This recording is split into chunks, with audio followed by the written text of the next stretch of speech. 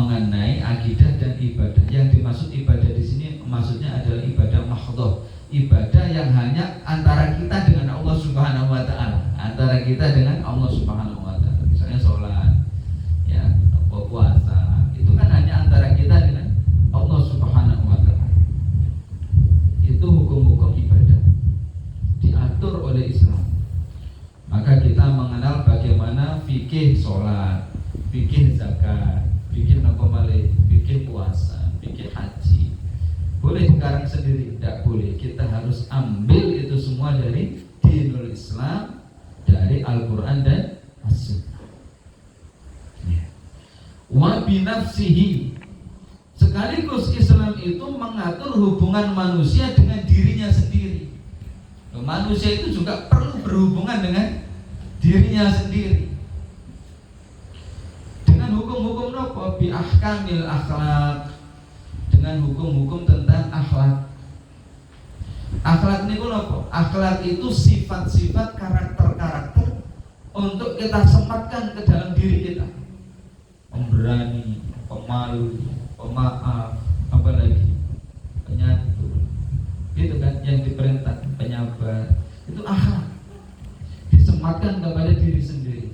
Wal mat'umat, dan hukum-hukum mengenai makanan, termasuk minuman. Apa yang boleh dimakan, apa yang tidak, apa yang boleh diminum, apa yang tidak. Ini lagi viral ya, kemarin ada challenge, tantangan minuman keras gratis asal bisa hafal surah Ad-Duha. Kok ada pelecehan seperti itu? Kalau hafal surah Ad-Duha diberi minuman khamr gratis, padahal itu diharamkan oleh Allah Subhanahu wa taala. Pakaian juga diatur, wal malbusat, pakaian. Bagaimana laki-laki berpakaian, bagaimana perempuan berpakaian, itu semua diatur oleh syariat Islam. Tidak boleh semaunya sendiri atau dikira-kira sendiri. Ini pantas. Bukan masalah pantas atau tidak pantas. Bagaimana menurut Islam? Apa yang Allah perintahkan? Wa bi ghairihi min banil insan, dan juga untuk mengatur hubungan manusia dengan manusia-manusia yang lain, bi ahkamil muamalat wal uqubat, dengan hukum-hukum muamalah dan uqubat, sanksi. Hukum muamalah niki misalnya, muamalah niku hubungan antara kita dengan sesama manusia, baik yang sifatnya maliyah maupun ghairu maliyah. Maliyah berarti kaitannya dengan harta benda, seperti misalnya jual beli, utang piutang, pinjam meminjam, sewa menyewa. Itu muamalah yang kaitannya dengan harta benda. Ada kalanya berkaitan dengan non harta benda, ghairu maliyah, misalnya pernikahan. Itu dia muamalah pernikahan. Kan urusannya bukan uang toh, orang dengan orang, orang dengan orang. Itu contoh. Itu semua diatur oleh Islam. Nah, semuanya ini tidak boleh dikarang sendiri. Tidak boleh dikarang sendiri. Baik yang sifatnya niku hukum akhlak, ataupun hukum tentang makanan, ataupun hukum tentang minuman, hukum tentang pakaian, apalagi tentang ibadah mahdhah, maupun hukum-hukum muamalah dan uqubat, semuanya harus diambil dari Al-Quran dan As-Sunnah.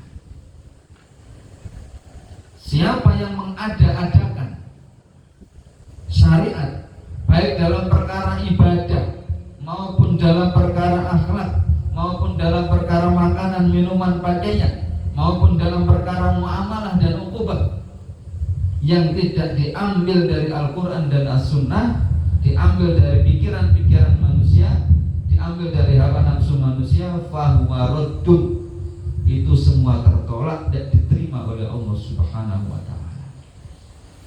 Nah, jadi dinul Islam itu din yang lengkap. Tidak ada aspek kehidupan manusia manapun yang tidak ada aturannya oleh Islam. Nah, ini uniknya Islam dibandingkan dengan agama-agama sebelumnya. Agama-agama yang sebelumnya itu tidak sesempurna Islam. Islam ini agama yang telah disempurnakan oleh Allah Subhanahu wa Ta'ala. Agama-agama sebelumnya itu sebagiannya yang saya tahu ya, bahkan mungkin semuanya, kalau tidak semuanya berarti sebagian besarnya itu berlakunya hanya di tempat tertentu, di masa tertentu. Nah, sementara Islam ini berlaku di seluruh dunia dan sampai nanti hari kiamat. Nah, sampai nanti hari kiamat tidak boleh diganti-ganti, tidak boleh dianggap tidak relevan. Sampai hari kiamat relevan. Ya. Kok dirasa tidak cocok? Yang tidak cocok itu bukan Islamnya, tapi ya orangnya itu.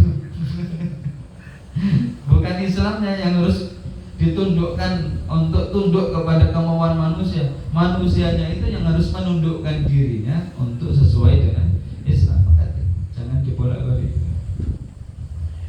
Qala tabaraka wa ta'ala, Allah Subhanahu wa ta'ala berfirman, Al-yawma akmaltu lakum dinakum wa atmamtu alaikum ni'mati wa raditu lakumul Islam dina. Pada hari ini telah aku sempurnakan bagi kalian agama kalian, dan telah aku sempurnakan nikmatku atas kalian, dan telah aku ridhoi bagi kalian Islam sebagai agama, Islam sebagai din. Dan dinul Islam ini adalah nikmat yang luar biasa dari Allah Subhanahu wa ta'ala. Nikmat yang luar biasa dari Allah Subhanahu wa ta'ala. Begini Bapak Ibu, manusia ini memang diberi akal oleh Allah Subhanahu wa ta'ala. Memang diberi akal. Akal niku kemarin apa? Unsur-unsurnya supaya kita bisa berpikir.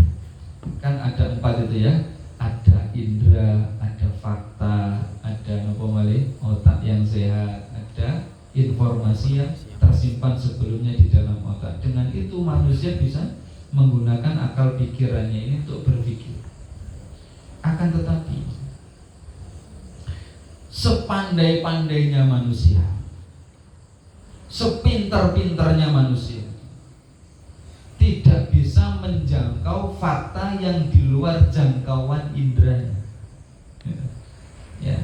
Kok Ida berpikir itu fakta yang dipikirkan hanya sampai pada batas yang bisa diindra oleh panca inderanya. Jika sudah di luar jangkauan panca indera, manusia tidak bisa berpikir. Maka untuk urusan sains dan teknologi, betul manusia itu bisa terus mengembangkan sains dan teknologi. Kenapa? Karena sains dan teknologi itu bicara benda-benda yang berada di dalam jangkauan indera manusia. Meskipun sekarang belum terjangkau, bisa jadi besok-besoknya lagi, bulan depan, tahun depan akan ketemu. Tetapi tidak mungkin manusia itu menjangkau perkara yang memang oleh Allah Subhanahu wa ta'ala ditutupi. Tidak akan mungkin terjangkau oleh indera manusia. Itu yang disebut dengan barang-barang gaib. Ya, barang-barang gaib. Surga, neraka, itu mau sepintar apapun manusia tidak akan bisa menjangkaunya dengan inderanya saat ini, selama di dunia ini. Disembunyikan oleh Allah Subhanahu wa ta'ala. Allah Subhanahu wa ta'ala, malaikatnya itu juga barang-barang, benda-benda gaib, zat-zat yang gaib. Bahkan jin juga gaib. Bisa diteliti di laboratorium. Jin. Bahkan ruh kita ini gaib betul. Coba terdiri dari apa? Unsur apa ruh kita ini? Kan kita tidak tahu apa-apa. Yang jelas-jelas ada di dalam tubuh kita nih gimana? Tidak bisa diteliti di lab.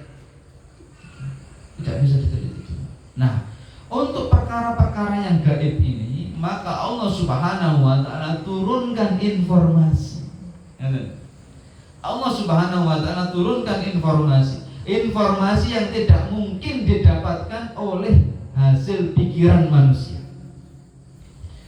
Ya, dan di antara yang paling penting di antara informasi itu adalah bagaimana caranya masuk surga, bagaimana caranya terhindar dari neraka. Itu tidak bisa diteliti di lab, harus berdasarkan informasi dari Allah Subhanahu wa Ta'ala. Tanpa pemberitahuan dari Allah Subhanahu wa Ta'ala, mustahil kita tahu bahwa pernikahan bisa mengantarkan ke surga, perzinaan mengantarkan ke neraka. Coba kalau tanpa wahyu kan mirip-mirip mawon. Bahwa menutup aurat itu mengantarkan kita ke surga, membuka aurat mengantarkan ke neraka. Itu tidak bisa diteliti di lab. Itu pemberitahuan dari Allah Subhanahu wa Ta'ala. Pengetahuan itu berharga, betul? Sangat-sangat berharga. Pengetahuan ini sangat-sangat berharga. Maklumat tentang apa yang bisa mengantarkan kita ke surga dan apa yang bisa mengantarkan seseorang ke neraka, ini pengetahuan yang sangat-sangat berharga. Tidak ada yang lebih berharga dari itu. Nggak ada. Mau itu ilmu biologi, ilmu fisika, ilmu kedokteran, ilmu matematika. Kalau seandainya kita tidak tahu, bahaya buatan nanti di akhirat, kan tidak terlalu bahaya gitu. Tapi kalau kita tidak tahu bagaimana caranya masuk surga, bagaimana caranya supaya kita selamat melewati jembatan sirat, itu sangat-sangat berbahaya. Maka ngaji itu sangat-sangat penting, sangat-sangat penting, supaya kita tahu apa yang menjadi jalan keselamatan, apa yang menjadi jalan keselamatan. Kita tahu globalnya dulu bahwa Islam ini agama yang benar, alhamdulillah sudah tahu. Tapi rinciannya bagaimana kan perlu kita detili gitu. Oh, dalam masalah pakaian itu begini, soal makanan itu begini, soal akhlak yang kelihatannya itu agak remeh ya kelihatannya. Akhlak itu kan perkara yang seakan-akan sederhana, soal karakter gitu. Tidak ada yang dampak yang langsung terindra gitu kan, tidak ada. Tetapi ini sangat matters di dalam Islam. Senantiasa ketakwaan itu digandengkan seringkalinya ya dengan akhlak. Misalnya, ittaqillaha haitsu ma kunta wa atbi'is sayyi'atal hasanata tamhuha wa khaliqin nas bi khuluqin hasanin. Itu kan kata Rasulullah sallallahu alaihi wasallam. Bertakwalah kalian kepada Allah Subhanahu wa Ta'ala di mana saja kalian berada, ikutilah perbuatan buruk dengan perbuatan baik, niscaya akan menghapusnya, dan bergaulah dengan manusia dengan akhlak yang baik. Akhlak yang baik. Alhamdulillah. Oke, kita lanjutkan. Wa qala وَنَزَّلْنَا عَلَيْكَ الْكِتَابَ تِبْيَانًا لِكُلِّ شَيْءٍ وَهُدًى وَرَحْمَةً وَبُشْرَى لِلْمُسْلِمِينَ. Dan telah kami turunkan kepadamu wahai Muhammad Alkitab, maksudnya Al-Quran, tibyanan likulli syai'in, sebagai penjelas atas segala sesuatu, sebagai penjelas atas segala sesuatu, wahudan dan sebagai petunjuk, warahmatan dan rahmat, wa busra dan kabar gembira, lil muslimin untuk orang-orang yang mau menundukkan diri, orang-orang muslim. Ya, bagi orang-orang yang tidak mau tunduk, ya Al-Quran tidak menjadi hudan. Bagi orang-orang yang tidak mau tunduk, tidak menjadi rahmat. Al-Quran tidak menjadi busra. Untuk siapa ini? Lil muslimin, orang-orang yang mau menundukkan hatinya di hadapan syariat Allah Subhanahu wa Ta'ala, tidak merasa sombong di hadapan syariat Allah. Kok ada orang yang misalnya begini ya, menganggap ada syariat Islam itu yang menurut dia tidak tepat, itu bisa mengantarkan kepada kemurkaan. Kan sok tahu, merasa lebih tahu dari Allah Subhanahu wa Ta'ala, merasa lebih tahu dari Allah Subhanahu wa Ta'ala. Ini syariat Islam yang ini tidak cocok di sini. Kok tidak cocok? Gimana? Siapa yang menciptakan Indonesia? Allah Subhanahu wa Ta'ala. Yang menciptakan orang Indonesia Allah Subhanahu wa Ta'ala. Yang menciptakan tanah dan air di Indonesia siapa? Allah Subhanahu wa Ta'ala. Bagaimana mungkin orang ini kemudian menuduh syariat Allah tidak cocok diterapkan kepada makhluk yang diciptakannya? Itu kan tuduhan yang luar biasa berat.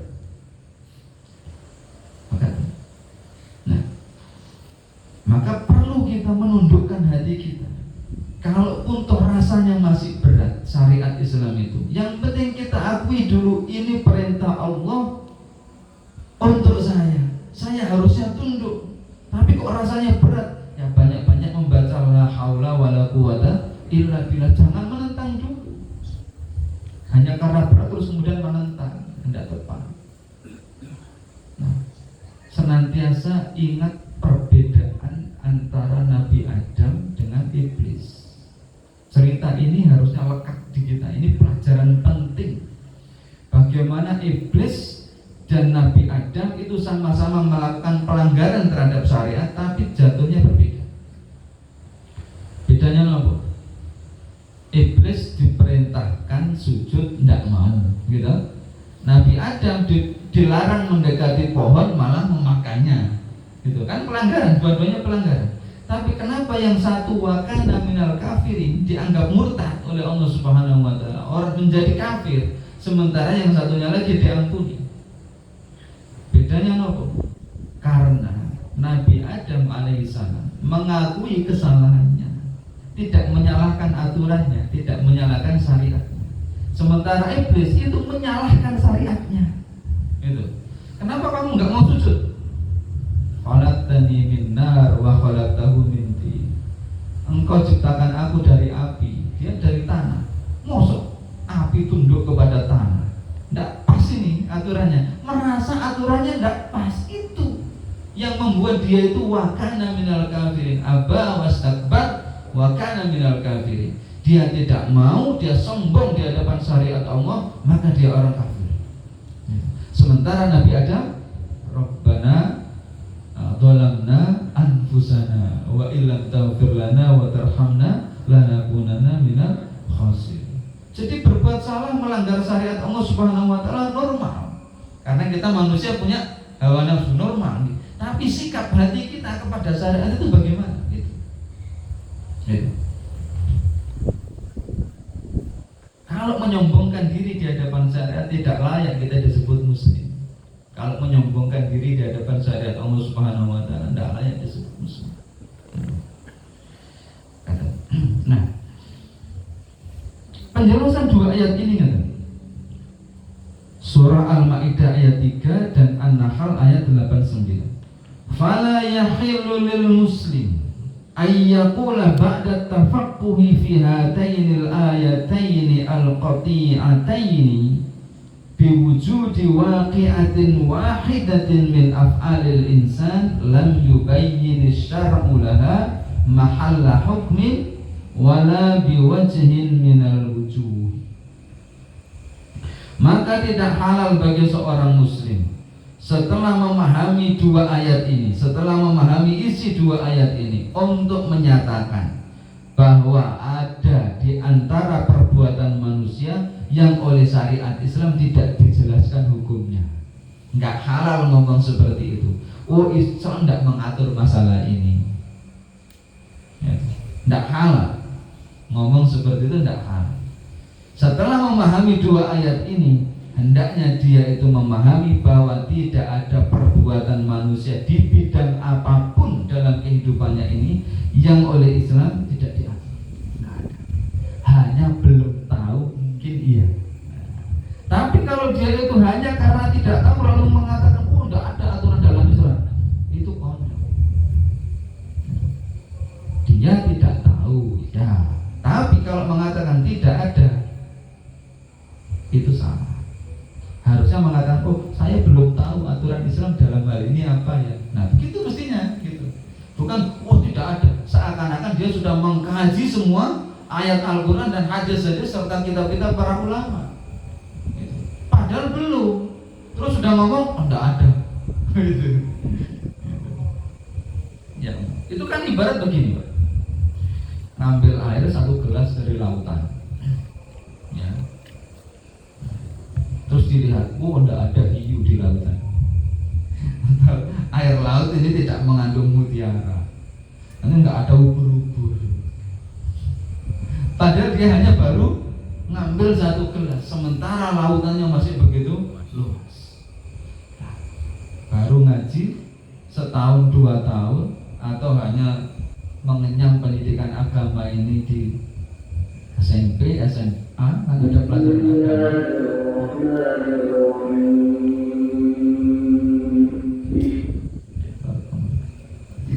Lalu menyatakan tidak ada aturan di sini, nggak ada aturan di bidang itu. Sama seperti tadi itu, masih banyak yang belum kita pelajari. Begitu. Hadis terakhir. An Nu'man ibni Bashir radhiyallahu anhu qala sami'tu Rasulullah sallallahu alaihi wasallam yaqul al-halalu bayyinun wal haramu bayyinun wa bainahuma musabbahatun la ya'lamuha katsirun minan nas. Hadis ini ada di kitab Hadis Arba'in ya, An-Nawawiyah. Yang halal itu jelas, yang haram itu jelas, dan di antara keduanya ada yang sama. Yang halal jelas, yang haram jelas, di antaranya ada yang sama. La ya'lamuha katsirun minan nas. Tidak tahu hukumnya apakah halal atau haram sebagian besar manusia. Sebagian besar manusia tidak tahu aminal halal atau minal haram, apakah termasuk halal atau termasuk haram. Ini masih samar. Kalau begitu, pertanyaannya, kira-kira ada nggak manusia yang tahu hukumnya? Ada, karena disebutkan di sini katsirun minan nas, itu berarti kebanyakan manusia, berarti ada sekelompok orang yang tahu hukumnya. Itu siapa? Para mujtahid, ya, orang-orang yang diberikan fadilah oleh Allah Subhanahu wa taala keilmuan yang luas tentang syariat ini, mengetahui nas Al-Qur'an, mengetahui hadis dan ulumul hadis, mengetahui bahasa Arab, sehingga dia bisa mengambil, menggali dari Al-Qur'an dan hadis tadi itu hukumnya ini apa. Tentu ini tidak bisa dijangkau oleh sembarang orang. Ilmu ini harus belajar yang lama. Jadi manusia itu ngeten Bapak Ibu ya. Di dalam Islam itu manusia itu dibedakan menjadi 2 dalam hal pengetahuannya, pemahamannya akan agama. Satu disebut mujtahid, satu disebut muqallid. Satu disebut mujtahid, satu disebut muqallid. Mujtahid itu adalah orang yang oleh Allah Subhanahu wa taala diberi anugerah ilmu untuk menggali hukum suatu masalah, meskipun masalah ini belum pernah terjadi di zaman Rasulullah dan para sahabat, adanya sekarang. Tapi dia dengan mengkaji ayat-ayat di dalam Al-Quran dan hadis itu bisa menemukan gitu, hukum perbuatan yang ini itu apa. Misalnya transaksi bisnis model MLM ya, model MLM di zaman Rasul kan jarang wonten, asuransi gitu jarang wonten. Terus hukumnya apa gitu kan. Nah, dia menggali dari ayat-ayat yang ada, hadis-hadis yang ada, sehingga nanti dibuat kesimpulan, oh hukumnya A atau hukumnya B. Itu namanya mustahid ya. Itu butuh belajar yang lama, butuh nyantri yang lama. Nah, yang kedua namanya muqallid. Muqallid itu orang seperti kita ini yang tidak tahu menahu tentang ilmu istinbat hukum tadi. Itu posisinya muqallid. Berarti orang yang seperti ini ya harusnya bertanya kepada mustahid gitu, apa hukumnya gitu. Orang yang seperti ini yang membaca Al-Quran saja untuk memahaminya hanya pakai terjemahan ya tidak bisa menggali hukum sendiri, tidak bisa. Nah, memang inilah level kita, ya diterima saja level kita. Kalau mau ya belajar lagi sampai nanti naik level begitu.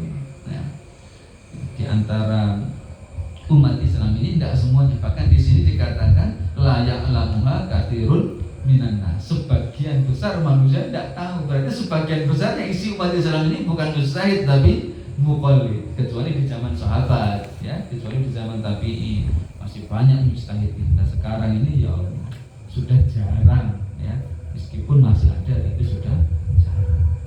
Nih barakallahu fikum, sudah ada Nisa. Apa wonten diskusi nyemanggaken mungkin 1-2 pertanyaan. Satu Ustaz. Satu. Iya.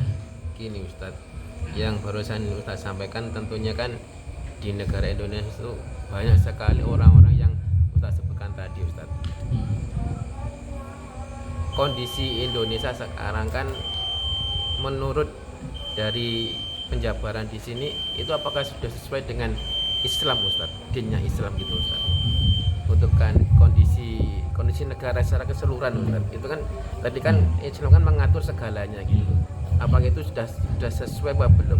Seandainya itu belum sesuai, apakah kewajiban dari orang-orang tersebut itu apa sudah terlaksana belum Ustaz untuk menyampaikan katakanlah ke yang bersangkutan yang bisa menjalankan syahadat-syahadat Islam di negara Indonesia ini. Apakah sudah sesuai? Sebagiannya sesuai, tapi ada yang belum. Dan yang belum itu kayaknya juga banyak.